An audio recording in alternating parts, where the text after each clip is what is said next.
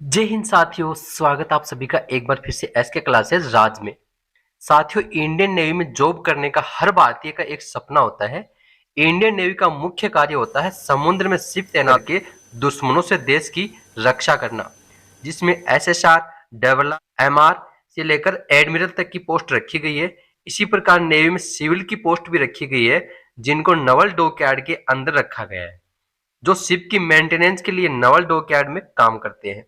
Naval dockyard में निम्न post रखी गई है: navy TMM, semi skilled, skilled, foreman और चार्जमैन। ये सभी पोस्ट सिविल के अंदर रखी गई है, इनके बारे में अपन डिटेल से चर्चा करने वाले हैं। साथियों, हम बात करते हैं सिविल पोस्ट में क्या क्या मिलता है, क्या क्या फैसिलिटीज आपको सिविल पोस्ट में अवेलेबल करवाई जाती है। सबसे पहले बात कर लेते हैं ड्रेस कोड की। ड्रेस कोड में आपको एक डांगरी मिलती है, इसके अलावा साथ ही आपको शूज भी प्रोवाइड करवाया जाता है। इसके बाद में आपको रहने के लिए एक रूम की सुविधा दी जाती है, वो आपको मिलता है, जैसे आपकी सर्विस में पहले भी मिल जाता है स्टार्टिंग में, या फिर बाद में भी मिल सकता है।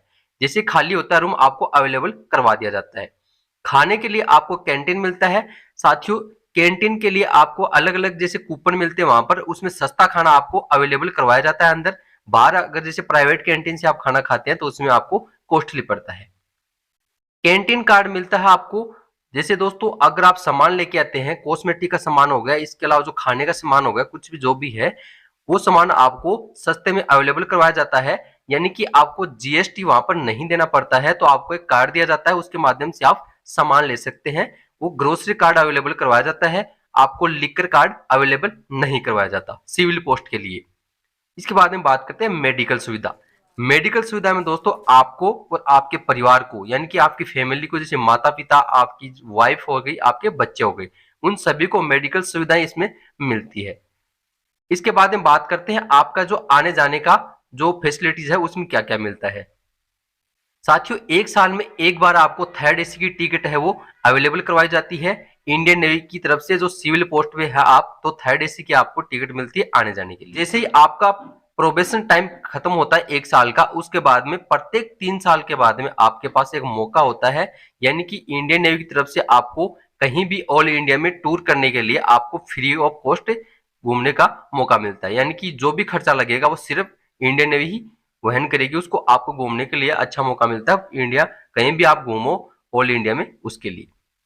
ठीक दोस्तों, यहां तक आपको समझ में आ गया होगा। अब बात करते हैं वर्किंग टाइम की, यानी कि आप टाइम में दोस्तों बात करें तो वर्किंग टाइम आपका होता है 8 घंटे की आपकी जॉब होती है, जिसमें से सुबह 8 AM से लेकर शाम को 4 PM तक की आपकी जॉब रहने वाली है। साथ ही उसमें आपको आधा घंटे का लंच मिल जाता है, जो आप आराम से खाना खा सकते हैं। ठीक है दोस्तों, इसके साथ ही आपको सेकेंड सैटरडे और फोर्थ सैटरडे का आपका ऑफ रहता है। साथ ही आपको संडे का भी इसमें ऑफ दिया जाता है, जिसका कोई पेमेंट आपका कटने वाला नहीं है। इसके साथ ही दोस्तों आपको 50 दिन की छुट्टियां है गवर्नमेंट की तरफ से वो दी जाती है। वो छुट्टियां आप खुद की पर्सनल छुट्टियां होती है, उनको आप कभी भी यूज कर सकते हैं। जैसे आपको आवश्यकता पड़ती है उसी टाइम आप ले सकते हैं 50 छुट्टियां। उन छुट्टियों का कोई पेमेंट आपका कटने वाला नहीं है। अब उन छुट्टियों का आपको डिटेल से बताता हूँ, आपको कौन कौन सी छुट्टियां मिलती है और कितनी मिलती है। बात करें दोस्तों सीएल की। सीएल में आपको 10 छुट्टियां मिलने वाली है। पीएल या ईएल वो आपको मिलने वाली है टोटल 30 छुट्टियां। मेडिकल में आपको मिलने वाली है 10 छुट्टियां। ये टोटल छुट्टियां 50 होती है दोस्तों, इनको आप कभी भी ले सकते हैं। इसके साथ ही आपको जीएच मिलता है, यानी कि गवर्नमेंट हॉलीडे, यानी कि आप जिस क्षेत्र में काम कर रहे हैं वहां पर कोई भी जैसे त्योहार आता है या फिर कोई जयंती आती है, तो आपकी 16 छुट्टियां वहां पर निर्धारित की जाती है, वो आपको गवर्नमेंट की तरफ से दी जाती है।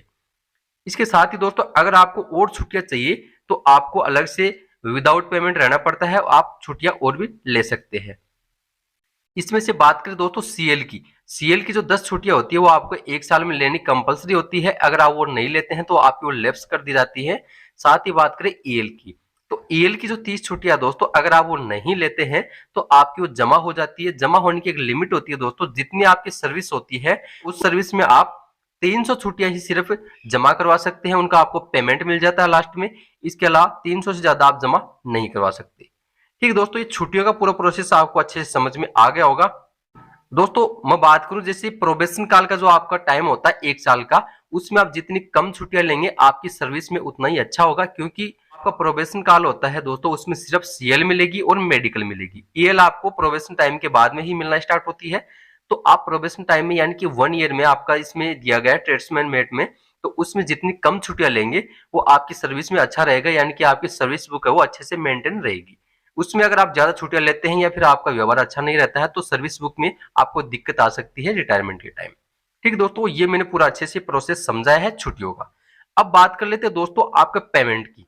पेमेंट को लेकर काफी दोस्तों ने कमेंट किया है कि सर हमारा पेमेंट ट्रेड्समैन मेट के लिए कितना रहने वाला है, उसके बारे में थोड़ा डिटेल से जान लेते हैं।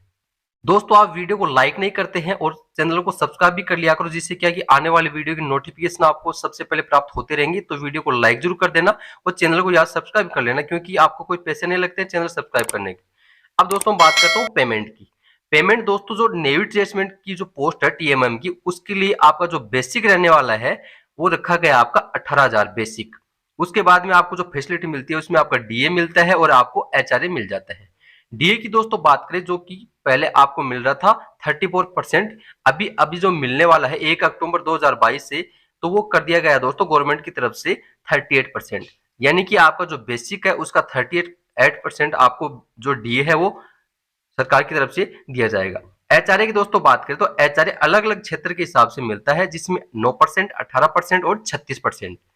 इसमें दोस्तों ग्रामीण क्षेत्र की अगर बात करें तो उसमें आपको 1800 रुपए मिलने वाले हैं, और जैसे कोच्चि, विशाखापट्टनम और अंडमान की बात करें तो वहां पर आपको 3600 रुपए मिलने वाला है। इसके बाद में बात करें महानगर जो हाईटेक सिटी है, जैसे मुंबई, दिल्ली, हैदराबाद, चेन्नई ये हो गए, तो उसमें आपको मिलने वाला है 5400 रुपए। ठीक दोस्तों, अब बात करो टोटल पेमेंट की, यानी कि आपका जो टोटल पेमेंट है वो कितना बनने वाला है। यानी कि आपका बेसिक हो गया दोस्तों 18,000, जिसमें डीए इंक्लूड हो जाएगा और एचआरए। तो इनको अगर टोटल करेंगे तो जैसे 18,000 प्लस 6,840 प्लस आपका एचआरए हो जाएगा 5400 रुपए। इसको टोटल करते हैं तो आपका पेमेंट बनता है 30,240 रुपए। ये जो पेमेंट बना है दोस्तों, इसमें से आपका जो बेसिक है उसका 10% एनपीएस कटेगा।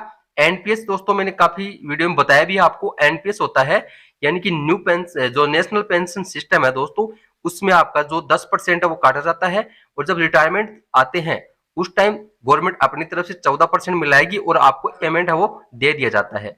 इससे पहले क्या होता था दोस्तों, 2004 से पहले जब आपका बेसिक रिटायरमेंट के टाइम में जितना बेसिक होता था उसका आधा पेमेंट आपको रेगुलर मिलता रहता था, जब तक आपकी डेथ नहीं हो जाए तब तक, वो होती थी पेंशन। ये होगी न्यू पेंशन।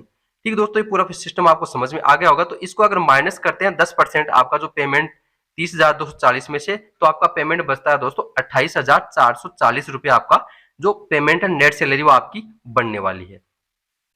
इसके बाद में बात कर लेते हैं दोस्तों, इसमें अगर ओवर टाइम अगर जोड़ें, जैसे आपकी 2-3 महीने की सर्विस हो जाती है 6 महीने तक की, तो उसमें आपका सुपरवाइजर है या फिर फोरमैन है जो भी, वो आपको ओवर टाइम देना स्टार्ट कर देगा।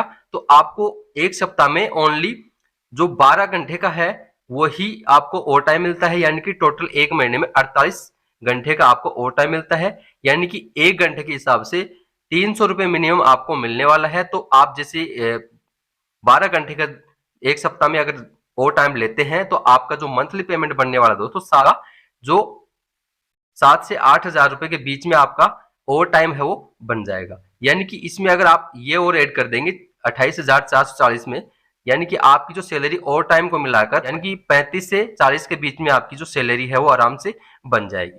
ठीक है दोस्तों, यानी कि आपका जो प्रोबेशन काल है 1 ईयर का, उसके बाद में आपकी जो इंक्रीमेंट है वो भी लगना स्टार्ट हो जाएंगे, तो आपकी सैलरी है और भी बढ़ती जाएगी। तो साथियों ये थी कुछ नेवी टीएमएम पोस्ट के लिए महत्वपूर्ण जानकारी। आई होप आपको ये जानकारी अच्छे से समझ में आ गई होगी। तो वीडियो को लाइक करना मत भूलना दोस्तों। चैनल पर यदि आप पहली बार आए तो चैनल को सब्सक्राइब तो जरूर कर ही देना दोस्तों, क्योंकि यहाँ पर आपको ऐसे ही कंटेंट मिलने वाले हैं। धन्यवाद दोस्तों वीडियो देखने के लिए। मिलते हैं एक नए वीडियो के साथ, तब तक के लिए जय हिंद।